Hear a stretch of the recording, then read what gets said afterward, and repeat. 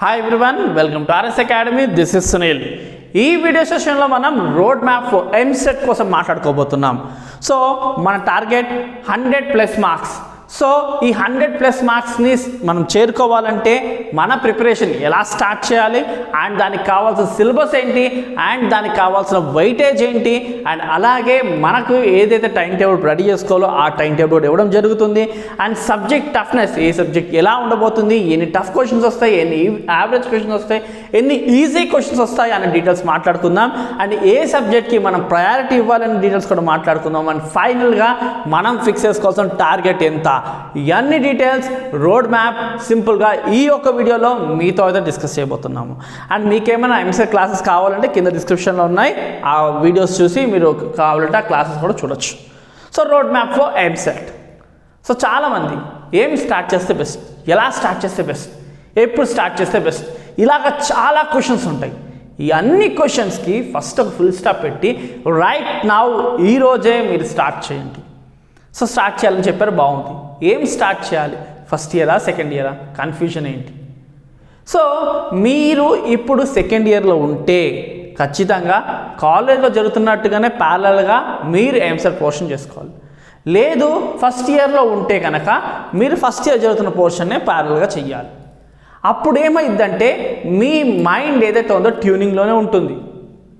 So classes వినడానికి అది కొంతమంది ఐపీ క్లాసే ఉండొచ్చు, మీకు అది బేసిక్స్లా పనిచేస్తుంది. లేదు మీ కాలేజ్లో ఐపీ కాకుండా ఎంసెట్ జేఈమెన్స్ కూడా చెప్తున్నారు అనుకోండి, ప్యారలల్గా వర్క్ అయిపోతుంది.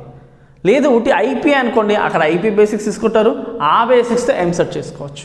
కాబట్టి ప్రిపరేషన్ స్టార్ట్ చేయాలనుకున్న వాళ్ళు ఇప్పుడు మీరు సెకండ్ ఇయర్లో ఉంటే సెకండ్ ఇయర్, అదే ఫస్ట్ ఇయర్లో ఉంటే ఫస్ట్ ఇయర్. సెకండ్ ఇయర్లో ఏం చదవాలి, ఎలా చదవాలి, ఏంటి అన్న టైం టేబుల్ మీకు మాట్లాడుకుందాం. ఈ పాయింట్ గుర్తుపెట్టుకోండి. సో సిలబస్ ఏంటి అని చాలామంది కూడా అడుగుతున్నారు. సింపుల్ సిలబస్, మనకి ఏదైతే ఐపీకి ఉంటుందో అదే ఎంసెట్ సిలబస్. ఐపీకి వేరు ఎంసెట్కి వేరు అని ఏమి ఉండదు. ఐపీకి ఏదైతే చాప్టర్స్ ఏదైతే సిలబస్ ఉంటుందో అదే ఎంసెట్కి ఉంటుంది. ఓన్లీ ద డిఫరెన్స్, ఐపీలో థియరీ క్వశ్చన్స్ అడుగుతారు, ఇక్కడ బిట్స్ రూపంలో అడుగుతారు. ఒక క్వశ్చన్ ఇచ్చి 4 ఇవ్వడం జరుగుతుంది. అది మనకి పార్ట్ ఏ పార్ట్ బి ఎలాగా మనకి 10th క్లాస్లో. సో అలానే ఇది పార్ట్ ఏ వచ్చి మనకి ఐపీ, పార్ట్ బి ఏదైతే బిట్స్ పార్ట్ ఉంటుందో ఫిల్ ద బ్లాంక్స్ చూస్ అలాంటిదే ఎంసెట్లో అన్నీ మనకి చూసింగ్సే ఉంటాయి. ఇకపోతే వెయిటేజ్ కోసం మాట్లాడుకుంటే ఏ చాప్టర్ నుంచి ఎన్ని మార్క్స్ వస్తాయి ఏంటి దానికి సంబంధించి వీడియోస్ కింద డిస్క్రిప్షన్లో ఇచ్చాం. సో అది వచ్చి మన లాస్ట్ ఇయర్ కొన్ని చేంజెస్తో ఉంటుంది, ఇంచుమించు అంతా సేమ్ ఉంటుంది. ఏమన్నా చేంజెస్ ఉంటే కొత్తగా అప్లోడ్ చేస్తాము. యాజ్ ఆఫ్ నౌ ఎటువంటి చేంజెస్ లేవు కాబట్టి అవి చూసుకుని మీరు వెయిటేజ్ ఫాలో అయిపోవచ్చు. ఇకపోతే టైం టేబుల్ చాలా క్రూషియల్. చాలామంది అడిగేది కూడా టైం టేబుల్ గురించే. సో టైం టేబుల్ కోసం మాట్లాడుకుంటే కనుక మనము ఎర్లీ మార్నింగ్ 5 to 7 ఒక స్లాట్, ఈవినింగ్ 7 to 10 కానీ, లేదు మా కాలేజ్ దూరం వచ్చేసరికి కలిసిపోతాం రీఫ్రెష్ అవడం కష్టం అనుకుంటే కనుక 8 to 10 పెట్టుకోండి. ఓకే, 5 to 7 మార్నింగ్, 8 to 10 లేదా 7 to 10 మీ వెసులుబాటు బట్టి పెట్టుకోండి, ఫిక్స్డ్గా పెట్టుకోండి.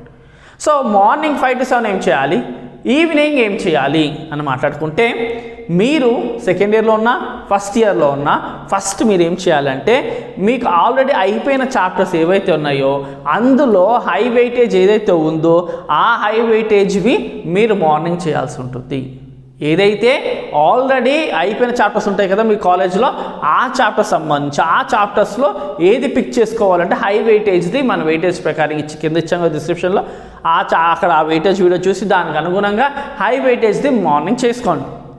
మరి ఈవినింగ్ ఏం చేయాలి అంటే ఏదైతే కాలేజీలో ఏ చాప్టర్ అయితే రన్నింగ్ అవుతుందో ఆ చాప్టర్ సంబంధించి ఈవినింగ్ చేయాల్సి ఉంటుంది మనం. సో మార్నింగ్ ఆల్రెడీ అయిపోయిన చాప్టర్స్లో high weightage, evening running classes ఏదైతే ఉందో ఆ చాప్టర్ సంబంధించి మనం ఎంసెట్ చేసుకోవాలి. ఏం చేయాలి, మండే డే వైజ్గా మాట్లాడితే మండే, ట్యూస్డే, వెనస్డే, థర్స్డే వచ్చేసి మనకి మ్యాథ్స్కి ఇవ్వాలి, and Friday and Saturday physics కెమిస్ట్రీకి ఇవ్వాలి. సండే వచ్చేసరికి ఏమైనా పెండింగ్ వర్క్ ఉంటే అవన్నీ చేసుకోవాలి, లేదా ఏమీ లేదు అనుకున్నంత వరకు చేసేసుకున్నాము అనుకుంటే ఆల్రెడీ వీక్లో చేసినామంతా కూడా రివైజ్ చేయాల్సి ఉంటుంది. ఇకపోతే ఎట్లాంటి కాన్సెప్ట్స్ చూసుకోవాలి అంటే బేసిక్ కాన్సెప్ట్ ఖచ్చితంగా చూసుకోవాలి, అండ్ ఈజీ కాన్సెప్ట్ చూసుకోవాలి అండ్ ప్రీవియస్ క్వశ్చన్స్ సంబంధించి చూసుకోవాలి. అండ్ మీరు ఎలాంటి బుక్స్ ఫాలో అయితే బెటరో ఆ బుక్స్ కూడా నేను డీటెయిల్స్ చెప్తాను. ఖచ్చితంగా చాలామంది అడిగే స్టూడెంట్స్ కూడా బుక్స్, సో ఆ డీటెయిల్స్ కూడా చెప్తాను నేను. సో మీరు ఖచ్చితంగా బేసిక్స్ అండ్ అలాగే easy questions, previous years questions. మరి టఫ్ ఏం చేయాలి సార్ అంటే, టఫ్ని ప్రీవియస్ ఇయర్స్ క్వశ్చన్స్లో ఉంటే చెయ్యండి, లేదు టఫ్ అనిపిస్తే దాన్ని పక్కన పెట్టి తర్వాత. ఎందుకు అంటే ఒక టఫ్ క్వశ్చన్ పెట్టేసుకుని టైం అంతా అక్కడే లాగైపోతుంది. సో మనం చేసిన ప్రతి సమ్ వస్తుందని కాదు, అన్ని కాన్సెప్ట్స్ టచ్ చేస్తే ఆ ఒక సోల్ మనకు తెలుస్తుంది, ఖచ్చితంగా ఎగ్జామ్లో మనం బెటర్గా రాయగలుగుతాం. సో ఇలా చేసినప్పుడు ఖచ్చితంగా ఆ చాప్టర్ మీద మీకు గ్రిప్ అనేది 100% వచ్చేస్తుంది. సో ఎలాంటి బుక్స్ తీసుకోవాలి అని బుక్స్ కోసం మాట్లాడుకుంటే కనుక మనకి ఆల్రెడీ 10 years నుంచి ఉన్న బుక్సే వాడాలి, కానీ కొత్తగా మార్కెట్లో వచ్చిన బుక్స్ మాత్రం ముట్టుకోకండి. ఎందుకంటే అందులో చాలా మిస్టేక్స్ ఉంటాయి. ఆ మిస్టేక్స్తోనే మీరు ప్రాక్టీస్ చేసుకుంటారు. దీప్తి సిరీస్ ఉండొచ్చు, లేకపోతే ఆర్యన్ సిరీస్ ఉండొచ్చు, ఇలాంటి పాత సిరీస్ బుక్స్నే మీరు ఫాలో అవ్వాల్సి ఉంటుంది. సో ఆర్యంత్లో అండ్ దీప్తిలో అండ్ దిశలో చాలా అంటే ఎలాగ different types of modes, previous years questions మీకు మోడల్ పేపర్తో సహా ఉంటుంది, లేదా చాప్టర్ వైజ్ ప్రీవియస్ క్వశ్చన్స్ ఉంటుంది. మీకు ఎలా కంఫర్ట్ అయితే అలా చేసుకోవచ్చు. చాప్టర్ వైజ్గా ప్రీవియస్ ఇయర్స్ క్వశ్చన్స్ అనుకోండి, చాలా బాగుంటుంది, అది పిక్ చేసుకుని చేసుకోండి. సో అండ్ అంతేకాని మీరు ఎటువంటి కొత్తగా మార్కెట్ రిలీజ్ అయిన బుక్స్ ఏవి వాడద్దు. సో బేసిక్ రిఫరెన్స్కి అయితే మాత్రం మన ఐపీ టెక్స్ట్ బుక్సే. ఐపీ టెక్స్ట్ బుక్స్ ఏంటంటే రాలో ఉంటాయి, దాన్ని ప్రాసెస్ చేసి సింపుల్గా అసలు ఎగ్జామ్ ఎలా అడుగుతారు, ఎలా ఒక టాపిక్ నుంచి క్వశ్చన్స్ అడుగుతారు, ఏంటి అని డీటెయిల్స్ తెలియాలి అంటే ఇలాగ ఆర్యంత్ బుక్స్, దీప్తి బుక్స్, దిశా బుక్స్ తీసుకున్నారనుకోండి, ఒక క్లారిటీ అనేది వస్తుంది. ఒక టాపిక్ నుంచి క్వశ్చన్ ఎలా అడుగుతారు, ఆప్షన్స్ ఏ విధంగా కన్ఫ్యూజ్ చేసేట్టు ఇస్తారు, ఏంటి అన్న కంప్లీట్ డీటెయిల్స్ మీకు అన్నది అర్థమైపోతుంది. ఇలాగా మండే నుంచి థర్స్డే వరకు మ్యాథ్స్ చేసుకుని, ఫ్రైడే అండ్ సాటర్డే ఫిజిక్స్ కెమిస్ట్రీకి ఇచ్చుకుని, సండే రివైజింగ్కి ఇచ్చుకుంటే పర్ఫెక్ట్గా సరిపోతుంది. క్వశ్చన్స్ వచ్చి ఈజీ, అలాగే మనకి basic questions and previous years questions tough ఉన్న చేయండి, ఈజీ ఉన్న చేయండి, యావరేజ్గా ఉన్నా సరే ఖచ్చితంగా చేసుకోండి. ఒక బుక్ పెట్టుకోండి, ఆ బుక్లో అన్నీ కూడా నోట్ చేసుకోండి. ఎగ్జామ్ ముందు అదే మీరు రివైజ్ చేసుకుంటారు కాబట్టి ఖచ్చితంగా హ్యాండ్ నోట్స్ అనేది మెయింటైన్ చేయాల్సిందే. హ్యాండ్ నోట్స్ చేయలేదు అనుకోండి, మీరు ఈ వర్క్ అంతా గాల్లో కలిసిపోతుంది. సింపుల్గా ఎగ్జామ్ ముందు ఏం టెన్షన్ పడక్కర్లేదు. 1 month ముందు మనం జస్ట్ బుక్ ఓపెన్ చేయడమే, అవన్నీ చూసుకుంటూ వెళ్ళిపోవడమే. అంత టెన్షన్తో చేస్తూ ఉంటే మనం మాత్రం ప్రశాంతంగా కూల్ చేస్తాం. ఎందుకంటే మనం చూసుకోవాల్సింది, చేయాల్సింది అంత ఫిక్స్ అయిపోయింది, హ్యాండ్ నోట్ బుక్లో మీ చేతిలో ఉంది. ఆ హ్యాండ్ నోట్ బుక్ని చూసుకుంటే ఇట్స్ ఎనఫ్. అండ్ మనకి టఫ్నెస్ ఎలా ఉండబోతుంది. సో ఒక విషయం, జేఈఈ మెయిన్స్ లాంటి కాంపిటేటివ్ ఎగ్జామ్స్తో పోల్చుకుంటే ఎంసెట్ చాలా కంఫర్ట్. ఎందుకు? ఫస్ట్ మాట, నెగిటివ్ మార్కింగ్ ఉండదు. నెగిటివ్ మార్కింగ్ ఉండకపోతే మనలో టెన్షన్ ఉండదు. మనం పెడుతున్న తప్పో ఒప్పో, మనం పెట్టిన వచ్చే మార్క్స్ దేవుడు ఎరుగు, వచ్చిన మార్క్స్ పోతాయి కదా అని నెగిటివ్ మార్కింగ్ గోల ఉండదు. కాబట్టి మనము చాలా ప్రశాంతంగా ఎగ్జామ్ అయితే రాసుకోవచ్చు. రెండో విషయం ఏంటంటే, మనకి సబ్జెక్ట్ వైజ్గా టఫ్ మార్క్స్ మాట్లాడుకుంటే మ్యాథ్స్ మనకి 80 marks వస్తుంది, తెలిసిన విషయమే. ఫిజిక్స్ 40 marksకి అండ్ కెమిస్ట్రీ 40 marks. మ్యాథ్స్కి ఇచ్చే ఈ 80 questionsలోని టఫ్ వచ్చేసి 20 questions టఫ్గా అడుగుతారు, ఈజీగా 30 అడుగుతారు అండ్ యావరేజ్గా 30 అడుగుతారు. అంటే యావరేజ్ ఈజీ కలుపుకొని 60 questions, టఫ్ వచ్చేసి 20 questions. లేకపోతే కెమిస్ట్రీ కోసం మాట్లాడుకుంటే 15 easy questions, 15 tough question, 15 easy, 15 average and ఒక 10 మాత్రం టఫ్గా ఉంటాయి. ఫిజిక్స్ వచ్చేసరికి మనకి పేపర్ మరీ టఫ్గా వస్తేనేమో 5 ఈజీగా ఆడడం జరుగుతుంది, లేదు మాదిరిగా అడిగితే మాత్రం 10 ఈజీగా వచ్చే అవకాశం ఉంది. అండ్ 10 వచ్చేసరికి యావరేజ్గా ఉంటుంది, 20 మాత్రం టఫ్గా ఉంటుంది. చాలామంది క్వశ్చన్ పేపరు చాలా టఫ్ అని ఫీల్ అయ్యే సబ్జెక్ట్ ఏదైనా ఉంది అంటే అది ఫిజిక్స్ మాత్రమే. ఎక్కువ మంది ఫిజిక్స్కే ఓటేస్తారు 3 టఫ్ ఏదంటే, అంటే పేపర్లో టఫ్గా ఉంటుంది. ఇన్ఫ్యాక్ట్ జేఈఈ మెయిన్స్ పేపర్ కన్నా మన ఎంసెట్లో వచ్చే ఫిజిక్సే చాలా టఫ్. చాలాసార్లు అది ప్రూవ్ కూడా అయిపోయింది. కాబట్టి సో టఫ్నెస్ అర్థమైంది కదా. మ్యాథ్స్లో వచ్చేసరికి మనకి 30 వచ్చి ఈజీగా ఉంటాయి, 30 యావరేజ్గా ఉంటాయి, 20 టఫ్గా ఉంటాయి. ఫిజిక్స్లో వచ్చేసరికి పేపర్ ఒకవేళ ఈజీగా అడిగితేనేమో 10 వరకు ఈజీగా ఉండే అవకాశం ఉంది. ఎంత టఫ్ అడిగినా మనకు ఒక 5 మాత్రం ఈజీ ఖచ్చితంగా పెట్టడం జరుగుతుంది. సో 5 ఒక 10 వరకు మనం ఆన్ యావరేజ్ ఈజీగా ఉండి, 10 మాత్రం యావరేజ్గా ఉండి, 20 మాత్రం టఫ్గా ఉంటుంది. కెమిస్ట్రీ 15 ఈజీ, 15 యావరేజ్, 10 టఫ్గా ఉంటుంది. కాబట్టి ప్రయారిటీ అన్నది సబ్జెక్ట్స్కి ఎలా ఇవ్వాలి సార్ అని అడిగితే మ్యాథ్స్ మాత్రం టాప్ ప్రయారిటీలో పెట్టాలి, బైపీసీ వాళ్ళన్నా సరే బాటనీ జువాలజీ టాప్ ప్రయారిటీలో పెట్టుకోవాలి. తర్వాత కెమిస్ట్రీ, అంటే ఎక్కువ మంది కెమిస్ట్రీ ఈజీగా ఫీల్ అయ్యే వాళ్ళు ఎవరైతే ఉన్నారో వాళ్ళకి కెమిస్ట్రీకి ఇచ్చేయండి, ఆ తర్వాత ఫిజిక్స్కి ఇవ్వండి.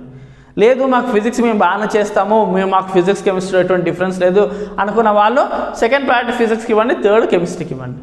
అలా కాదు మాకు ఫిజిక్స్ కష్టం అనుకున్న వాళ్ళు మాత్రం కెమిస్ట్రీకి సెకండ్ ప్రయారిటీ ఇవ్వండి. ఓకే, సో ఎన్ని మార్క్స్ టార్గెట్ పెట్టుకోవాలి మనం అనుకున్న కాలేజ్లో రావాలి అంటే కనుక?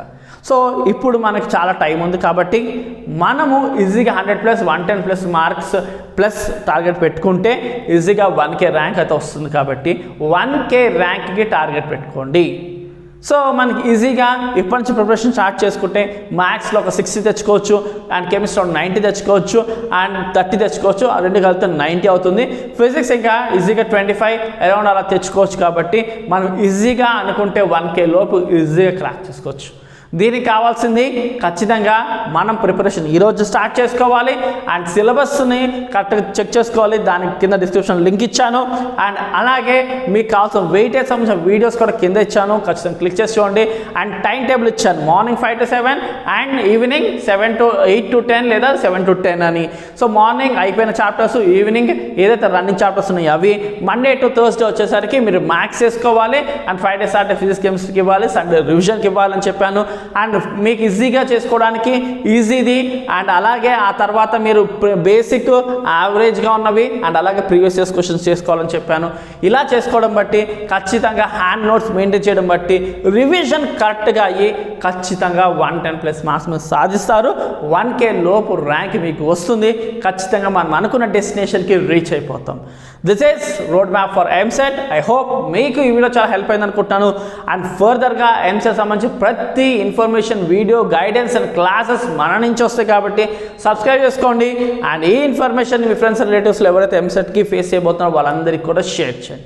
Thank you for watching. Do and subscribe our channel.